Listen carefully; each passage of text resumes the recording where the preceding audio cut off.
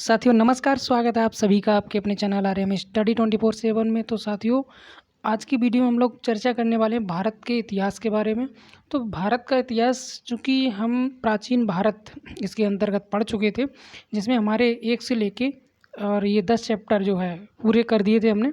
और इसके बाद जो हमारा मध्यकालीन भारत का इतिहास वो स्टार्ट हो चुका था, चूँकि हमने इसे बीच में छोड़ रखा था। पूर्व मध्यकाल यानी उत्तर भारत पहला चैप्टर करके बीच में छोड़ रखा था, चूँकि इधर हमारी जो सीरीज़ थी संविधान, भारतीय संविधान की चल रही थी, उसको पूरा करने के लिए मैंने उसे बीच में छोड़ दिया था। तो भारतीय संविधान एवं राज्य व्यवस्था भी हमारा कल जो है समाप्त हो गया था। हमारे 39 टॉपिक थे जो कि क्रम वाइज तरीके से पूरे हमने कर लिए थे। 39 टॉपिक भारतीय संविधान के, ठीक है। यहाँ तक हमारा जो है भारतीय संविधान पूरा होता है। अब इसके बाद मैं जो है पुनः पहुँचना चाहूँगा वहीं पर जहाँ पर हमने छोड़ा था भारत का इतिहास, यानी कि मध्यकालीन भारत का इतिहास दक्षिण भारतीय जो सेकंड चैप्टर है ना हमारा, ये वाला स्टार्ट होने वाला है। तो साथियों चलिए पहुंचते हैं सीधा प्रश्नों पर। और भारत के इतिहास के अंतर्गत मध्यकालीन भारत और जो हमारा टॉपिक है पूर्व मध्यकाल दक्षिण भारत। इससे पहले उत्तर भारत हमारा हो चुका है। प्ले लिस्ट में जाकर आप वीडियो जो है चेक कर सकते हैं, देख सकते हैं।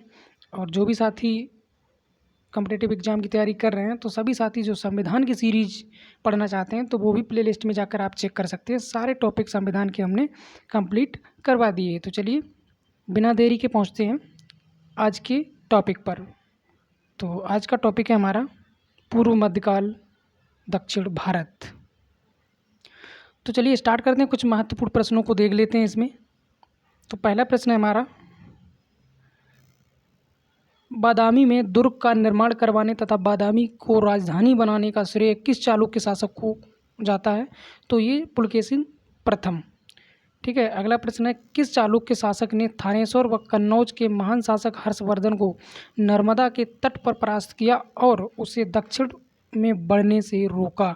तो वो था पुलकेशिन द्वितीय। तो साथियों याद करते जाइए, ये कुछ महत्वपूर्ण जानकारियाँ यहाँ पर आपको मिलने वाली हैं। अगला जो प्रश्न है, चालुक्य पल्लव संघर्ष के दौरान किसने पुलकेशिन द्वितीय की हत्या कर बातापी पर कब्जा कर लिया तथा बातापी कोंडा यानी बातापी का विजेता की उपाधि धारण की? तो ये है नरसिंह वर्मन प्रथम यानी मम्मल भी इसे कहा जाता था। अगला प्रश्न है, किस चालुक्य शासक ने चेर, चोल व पांड्य को हराया जिस कारण उसे तीनों समुद्रों यानी बंगाल की खाड़ी, हिंद महासागर और अरब सागर का स्वामी भी कहा गया? तो ये है विक्रमादित्य प्रथम, ठीक है। अगला प्रश्न है, श्रीलंका पर विजय प्राप्त करने वाला चोल वंश का सबसे प्रतापी राजा था? तो वो कौन था आपका? राजेंद्र प्रथम। अगले प्रश्न की ओर बढ़ते हैं। ये हमारा पहाड़ी काटकर एलोरा के विश्वविख्यात कैलाशनाथ मंदिर का निर्माण कराया? तो ये किसने कराया? तो ये कराया राष्ट्रकूटों ने, ठीक है। तो साथियों याद रखना, विश्वविख्यात जो कैलाशनाथ का मंदिर है उसको राष्ट्रकूटों ने उसका जो है निर्माण कराया था। अगला प्रश्न है, किसने तंजौर में बृहदेश्वर मंदिर का निर्माण कराया था? तो राजा प्रथम ने। अगला है, चालुक्य वंश का सर्वाधिक प्रसिद्ध शासक कौन था? तो वो था पुलकेशिन द्वितीय। अगला प्रश्न है, कौन सा शहर चोल राजाओं की राजधानी था? तो तंजौर। बढ़ते हैं प्रश्नों को आगे की ओर लेकर। और अगला प्रश्न हमारा देखिए, बहुत ही महत्वपूर्ण प्रश्न आपको यहाँ पर देखने को मिलेंगे। चलिए अगला प्रश्न है, क्या कह रहा है यहाँ पे, पांड्य साम्राज्य की राजधानी कहाँ थी? तो मदुरै। अगला, राष्ट्रकूट साम्राज्य का संस्थापक कौन था? तो दंतिदुर्ग, ठीक है। विरूपाक्ष मंदिर का निर्माण किसने कराया? तो ये कराया था चालुक्य ने। बहुत ही महत्वपूर्ण प्रश्न है, विरूपाक्ष मंदिर का निर्माण तो किसने कराया? चालुक्य ने, ठीक है। अगला प्रश्न है, पल्लवों के एकाश्मीय रथ मिलने का स्थान? तो ये है महाबलीपुरम। अगला प्रश्न अपना देखते हैं, होयसल की राजधानी का नाम क्या था? तो द्वार समुद्र। अगला प्रश्न है, महाबलीपुरम जो एक मुख्य नगर है वह कला में किन शासकों को रुचि दर्शाता है? तो मतलब ये किन शासकों की जो है रुचि को दर्शाता है, ठीक है, एक मुख्य नगर। तो ये पल्लवों की रुचि को दर्शाता है। पल्लवों को इस मुख्य नगर का जो मुख्य नगर के जो थे उनमें जो है रुचि रखने के लिए ही पल्लवों को जाना जाता है। अगला प्रश्न जो हमारा है, यादव सम्राटों की राजधानी कहाँ है? तो ये है देवगिरी। अगला प्रश्न है, चोल राजाओं ने किस धर्म को संरक्षण प्रदान किया? तो शैव धर्म को। अगला प्रश्न देख लेते हैं, प्रथम भारतीय शासक कौन था जिसने अरब सागर में भारतीय नौसेना की सर्वोच्चता स्थापित की? तो राजराजा प्रथम। अगला प्रश्न है, किस शासक के पास एक शक्तिशाली नौसेना थी? तो चोल। इसके बाद अगला प्रश्न है, भगवान नटराज का प्रसिद्ध मंदिर जिसमें भरतनाट्यम शिल्पकला है, तो ये कहाँ है? तो साथियों याद रखना, चिदम्बरम में है ये भरतनाट्यम शिल्पकला। अगला प्रश्न है, तो आपका ये राष्ट्रकूटों को किस के द्वारा उखाड़ फेंका गया था? तो तैलप द्वितीय के द्वारा राष्ट्रकूटों को उखाड़ फेंका था। प्रशासन के क्षेत्र में चोल राजवंश का मुख्य योगदान है, तो सुसंगठित स्थानीय स्वशासन में। अगला प्रश्न है, एलोरा के प्रसिद्ध कैलाश मंदिर का निर्माण किसने कराया? बहुत ही महत्वपूर्ण प्रश्न। एलोरा के प्रसिद्ध कैलाश मंदिर का निर्माण किसने कराया था? तो कृष्ण प्रथम ने। आगे चलिए, अगले प्रश्न को देखिए, किसने कन्नड़ काव्य शास्त्र की प्राचीनतम कृति कविराज मार्ग की रचना की? तो कविराज मार्ग की जो रचना की है अमोघ वर्ष ने। अगला प्रश्न है, किस राजवंश का काल कन्नड़ साहित्य के उत्पत्ति का काल माना जाता है? तो ये राष्ट्रकूट। ठीक है, बढ़ते हैं आज के अगले प्रश्न की ओर।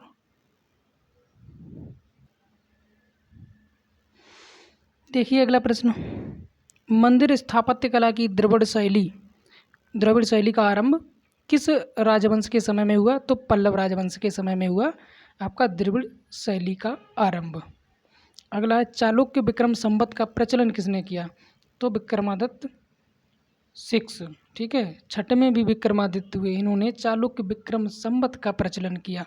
अगला प्रश्न देख लेते हैं, चोल काल में नौसेना का सर्वाधिक विकास किसके समय में हुआ? तो राजेंद्र प्रथम के समय में हुआ। चलिए आगे बढ़ते हैं, राजेंद्र चोल द्वारा किए गए बंगाल अभियान के समय बंगाल का शासक कौन था? तो महिपाल प्रथम थे। अगला प्रश्न है, वह चोल राजा कौन था जिसने श्रीलंका को पूर्ण स्वतंत्रता दी और सिंघल राजकुमार के साथ अपनी पुत्री का विवाह कर दिया था? तो ये थे कुलोत्तुंग प्रथम। आगे बढ़िए, अगला प्रश्न देखिए, चोल राज्य की राजधानी तंजौर को बनाने वाला कौन था? तो ये था विजयालय। चोल साम्राज्य का जो संस्थापक था ये भी था विजयालय। महाभारत का भारत पेड़वा नाम से तमिल में किसने अनुवाद किया? तो महाभारत का जो अनुवाद किया वो किया पेरुंदेव नार ने। ठीक है, आगे बढ़ते हैं, पल्लवों की राजधानी थी, तो ये संस्कृत। अगला प्रश्न है, चोल काल में सोने के सिक्के कहलाते थे? देखिए साथियों, चोल काल में जो सोने के सिक्के थे उनको कहा जाता था कुलंजु। अगला प्रश्न है, एलोरा की 34 गुफाओं का मंदिर कब बनाया गया? तो साथियों इम्पोर्टेंट प्रश्न है, एलोरा का जो मंदिर बनाया गया 34 गुफाओं वाला वो बना था 700 ईस्वी और 800 ईस्वी में। ठीक है, आगे बढ़ते हैं, अगला प्रश्न कह रहा है कि 3 मुख वाली ब्रह्मा विष्णु व महेश की मूर्ति जो त्रिमूर्ति के नाम से जानी जाती है किस गुफा में है? तो ये एलिफेंटा की गुफा में, साथियों याद रखना। ठीक है, कौन सी गुफा में? एलिफेंटा की गुफा में। अगला प्रश्न है, होयसल स्मारक पाए जाते हैं? तो ये हलेबीड और वेलूर में। अगला प्रश्न हमारा है, चोलों द्वारा किसके साथ घनिष्ठ राजनीति तथा वैवाहिक संबंध स्थापित किए गए? तो ये वेंगी के चालुक्य। आगे बढ़िए और प्रश्नों को देखिए। अगला प्रश्न है हमारा, चोल काल में निर्मित नटराज की कांस्य प्रतिमाओं में देव आकृति प्राय है? तो कैसी है? ये चतुर्भुज। ठीक है, अगला प्रश्न है, 12वीं सदी के राष्ट्रकूट वंश के 5 शिलालेख किस राज्य में मिले? तो ये कर्नाटक में मिले। आगे बढ़िए, महत्वपूर्ण प्रश्नों को देखिए। दक्षिण भारत का तक्कोलम का युद्ध हुआ? तो साथियों याद रखना, दक्षिण भारत में जो तक्कोलम का युद्ध हुआ वो चोल एवं राष्ट्रकूटों के मध्य हुआ। एलोरा गुफाओं का निर्माण कराया था? तो राष्ट्रकूटों ने। तो साथियों याद रखना, एलोरा की गुफाओं का जो निर्माण कराया था किसने? राष्ट्रकूटों ने। अगला प्रश्न देखिए, द्रविड़ शैली के मंदिरों में गोपुरम से तात्पर्य है। तो गोपुरम से क्या तात्पर्य है? तोरण के ऊपर बने अलंकृत एवं बहुमंजिला भवन से है। ठीक है, बढ़ते हैं आज के अगले प्रश्न की ओर। इस एलोरा में गुफाओं व शैलकृत मंदिरों का संबंध है केवल किससे? हिंदुओं, बौद्धों एवं जैनों से। ठीक है, चोल प्रशासन की विशेषता क्या थी ग्राम प्रशासन की स्वायत्तता। आगे बढ़िए अगले प्रश्न की ओर। तो इसमें कहा गया है चोलों का राज्य किस क्षेत्र में फैला हुआ था? तो ये कोरोमंडल तट, दक्कन के कुछ भाग। ठीक है, यहाँ तक चोलों का जो राज्य था वो फैला हुआ था। अगले प्रश्न की ओर बढ़ते हैं। तो चोल शासकों के समय में बनी हुई प्रतिमाओं में सबसे अधिक विख्यात हुई। तो चोल शासकों में जो प्रतिमाएं बनी हुई थी उनमें से जो सबसे ज़्यादा विख्यात हुई थी वो थी नटराज शिव की कांस्य प्रतिमाएं। ठीक है साथियों, आगे बढ़ते हैं। चोल युग प्रसिद्ध था, तो ये था ग्रामीण सभाओं के लिए। ठीक है, आगे बढ़िए। तो इसमें कहा गया है किस राष्ट्रकूट शासक ने रामेश्वरम में विजय स्तंभ एवं देवालय की स्थापना की थी? तो कृष्ण तृतीय। ठीक है, संगम वंश का अंतिम शासक किसे कहा जाता है? तो विरूपाक्ष द्वितीय को। आगे बढ़िए अगले प्रश्न को। तुलु वंश का संस्थापक कौन था? तो वीर नरसिंह।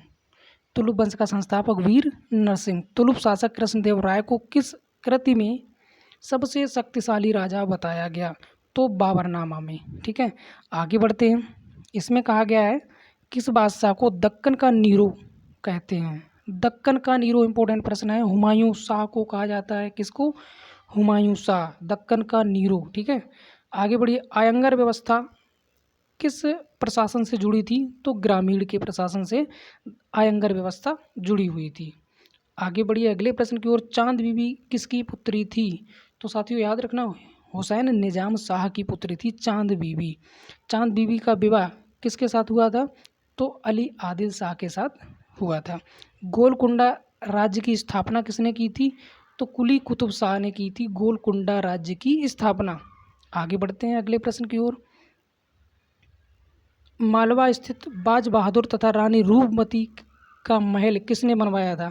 तो साथियों याद रखना, नासिरुद्दीन शाह ने बनवाया था बाज बहादुर तथा रानी रूपमती का महल। आज का अंतिम प्रश्न है सोनार की बेटी का युद्ध किन के बीच युद्ध को कहा जाता है? तो ये फिरोज शाह एवं देवराय के मध्य हुए युद्ध को कहा जाता है। और यहाँ पर हमारा ये दक्षिण भारत, ठीक है, मध्यकालीन का जो दक्षिण भारत का इतिहास है वो समाप्त होता है। और आगे मिलते हैं कल अगले टॉपिक के साथ। और अगला टॉपिक हमारा सल्तनत काल होगा। ठीक है, तो साथियों ज़्यादा से ज़्यादा संख्या में चैनल से जुड़ें और जो भी साथी चैनल पर नए चैनल को सब्सक्राइब कर लें। कल फिर मिलते हैं सल्तनत काल यानी अगले टॉपिक के साथ। तब तक के लिए दीजिए इजाज़त। नमस्कार, जय हिंद, जय भारत।